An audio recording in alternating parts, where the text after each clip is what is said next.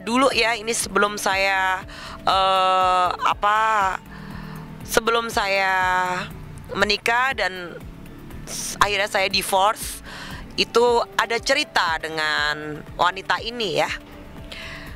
Ya memang saya bukan menjelekkan orang, tidak, tapi saya punya cerita dengan perempuan ini gitu. Karena apa yang saya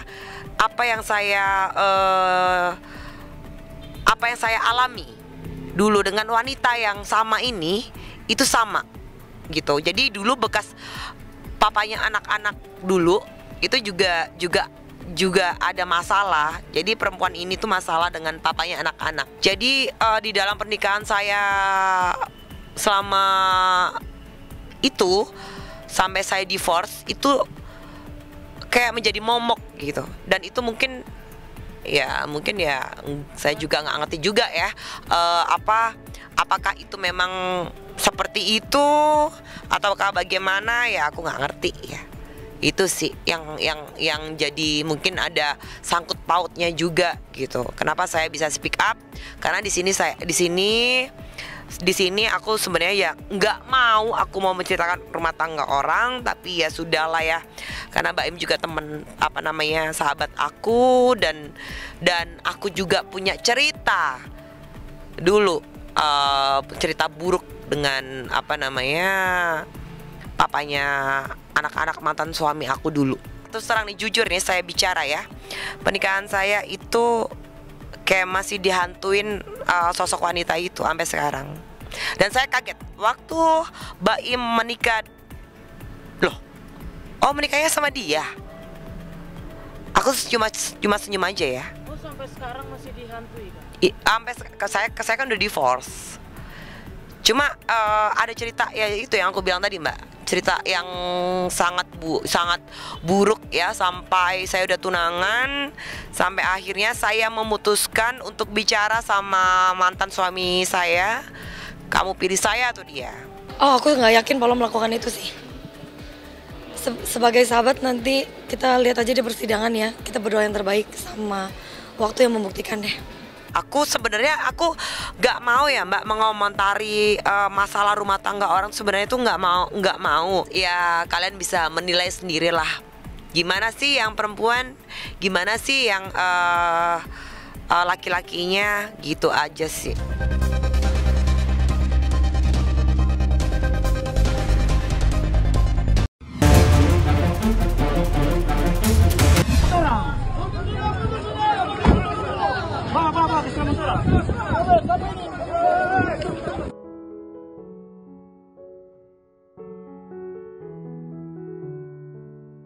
Semuanya terbatas di sana, tapi Bapak tetap ngotot mau datang, mau lihat, mau ketemu langsung.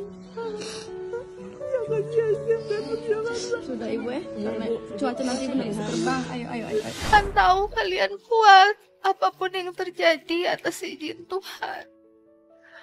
Mohon maaf karena Papi pergi. Papi bukan never say goodbye. Cece bilang kenapa Papi pergi selalu gak pernah say goodbye. Papi pun tidak tahu kalau itu akan terjadi.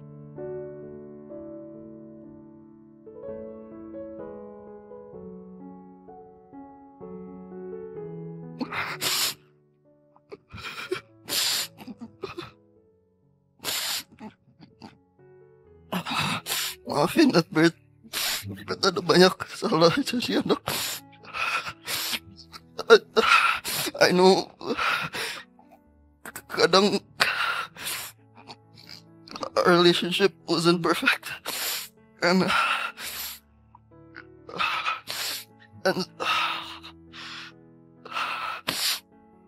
I couldn't understand you.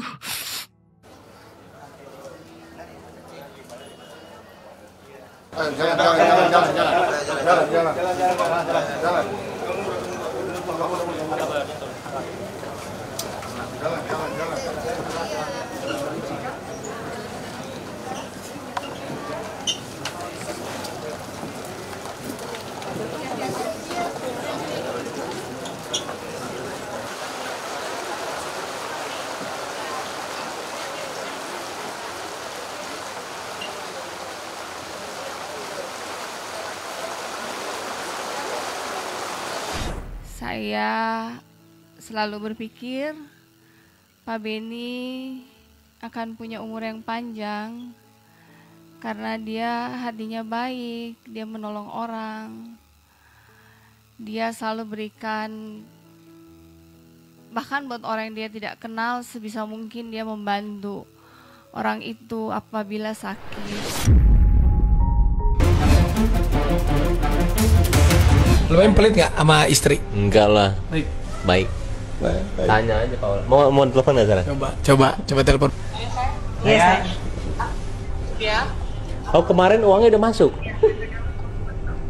Uang apa? Uang buat kamu? Udah kan, aku udah bilang makasih waktu itu. Oh iya lupa. Berapa sayang? Halo? 200. Berapa? 200. Oh iya. Oke sayang. 200. Oh iya aku ngecek aja. Takutnya kagak masuk. Gede abisnya.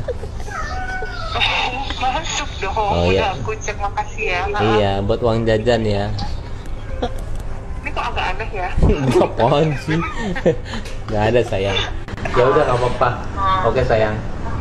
Oke sayang, ya udah. Oke. Hebat gak gua?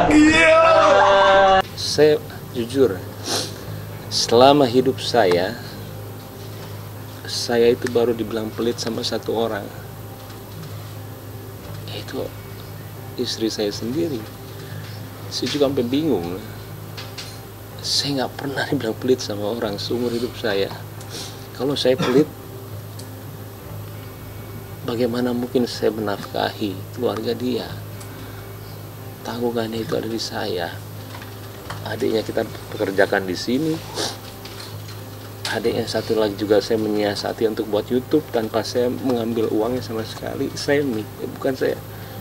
Saya lebih kayak menghidupkan, ayo buat orang tuanya pun tiap bulan saya kasih melebihi dengan orang tua saya. Sebenarnya posisi saya itu sulit.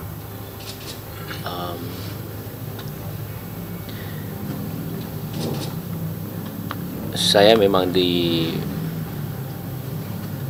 bisa dibilang dikhianati sama dua orang terdekat saya, dari pihak perempuan sama laki-laki. Yang laki-lakinya itu adalah teman baik saya sendiri.